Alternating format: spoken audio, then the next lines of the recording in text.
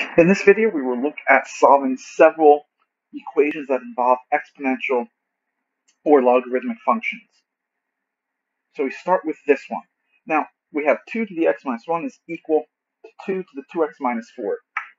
Since the two exponential functions have the same base, we can just simply say that this means the exponents must be the same.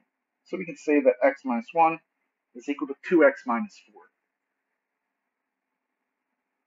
So if we subtract x from each side and then add 4 to each side, we'll get 3 is equal to x.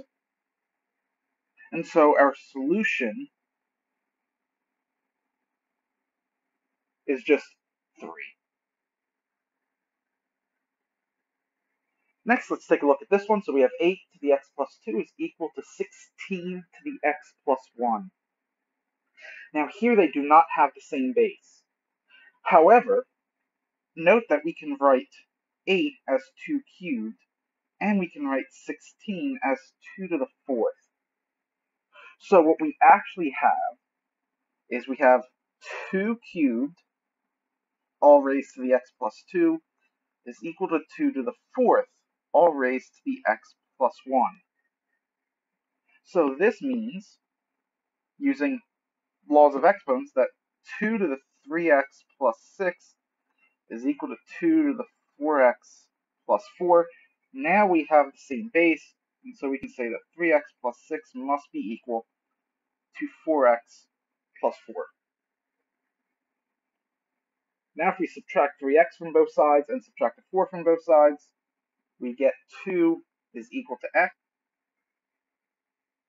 And so our solution set is just 2.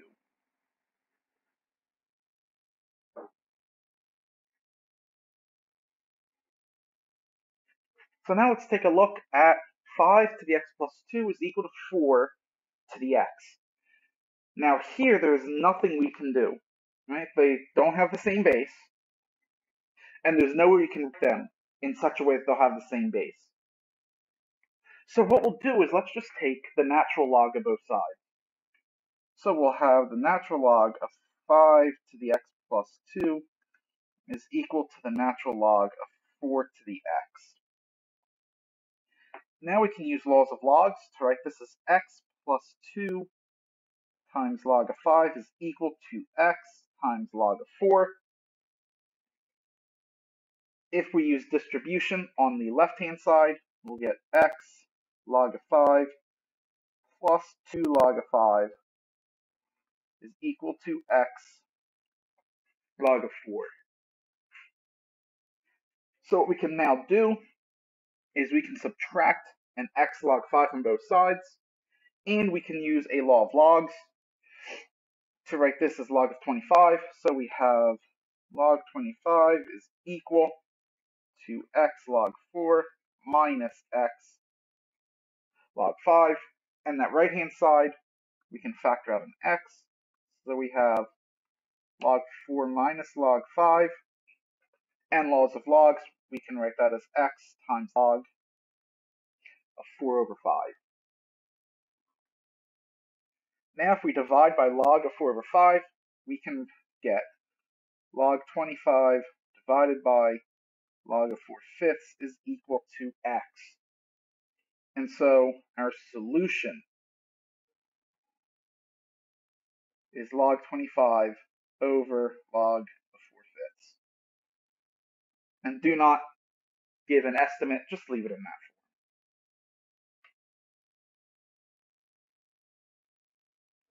form. Okay, well, what about 100 is equal to e to the 2t? Oh, again, let's take the natural log of both sides. So we'll have natural log of 100 is equal. Now, remember, e and natural log are inverses of each other. So that will just become 2t. Now we can just divide by 2, and we get log of 100 over 2 is equal to t. And so that is our solution set, log of 100 over 2.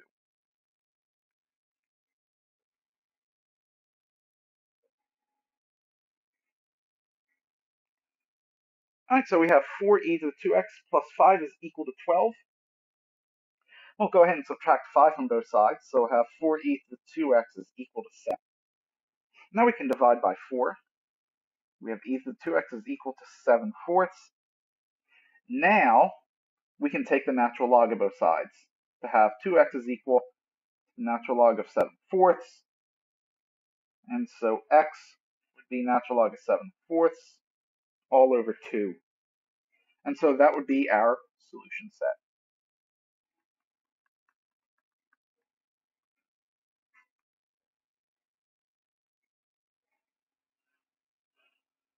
So let's now look at e to the 2x minus e to the x equal to 56. So why don't we subtract 56 from both sides? So we have e to the 2x minus e to the x minus 56 is equal to 0. Now, if we just say, let y be e to the x, then notice we can write this as y squared minus y minus 56 is equal to 0.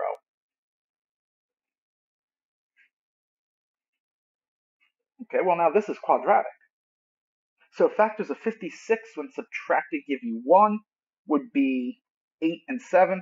So we can write y, 1 and 8, and a 7, and the higher product will take a minus.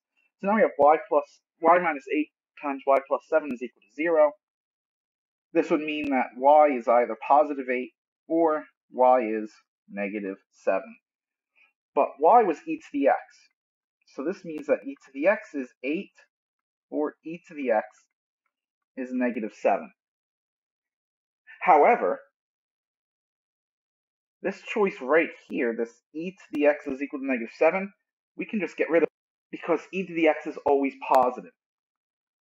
So this means that e to the x is equal to 8, and so x is equal to natural log of 8.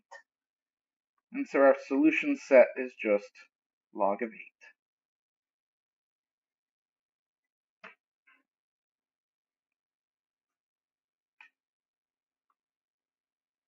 So let's take a look now at 2 log x plus 3 is equal to 7.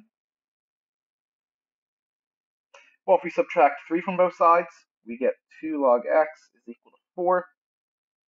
If we divide by 2, we'll get log of x is equal to 2.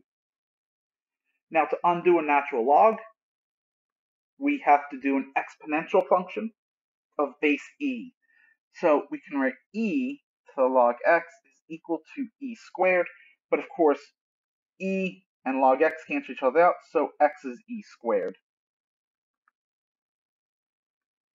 And so our solution is e squared. Let's now take a look at 2 log of 6x is equal to 7. So divide by 2, we get log of 6x is equal to 7/2. So this would mean that 6x is equal to e to the 7/2.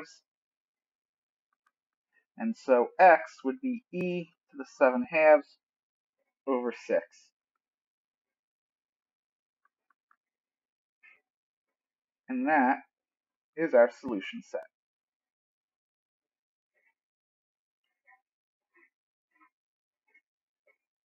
Let's take a look at log of x squared is equal to log of 2x plus 3. So since we have same base logs on each side, this would mean that x squared has to be 2x plus 3.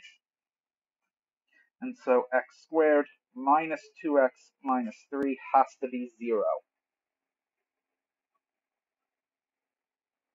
Okay, so factors of 3 when subtracted give you 2, 1, and 3.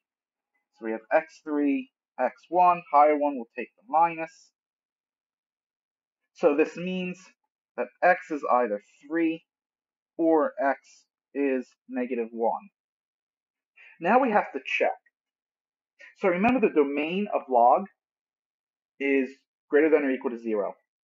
Well, x squared will always be greater than or equal to 0, right? So there's no restrictions on the domain there. But here, the domain would be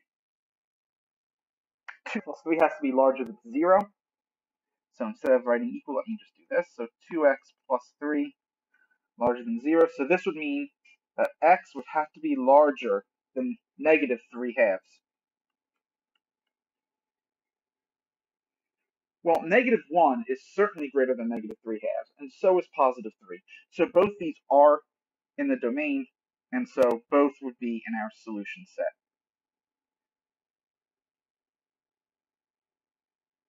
So when solving functions that have exponential functions, or equations that have exponential functions, generally just isolate the exponential if possible, and then take the log. In the case of something like this, you can write it as a quadratic. Right? If you have e to the 3x, then you can write it as a polynomial degree 3, so on and so forth. When you have equations that involve logs, you're going to be raising each side as a power to the base of the log that you're trying to cancel out.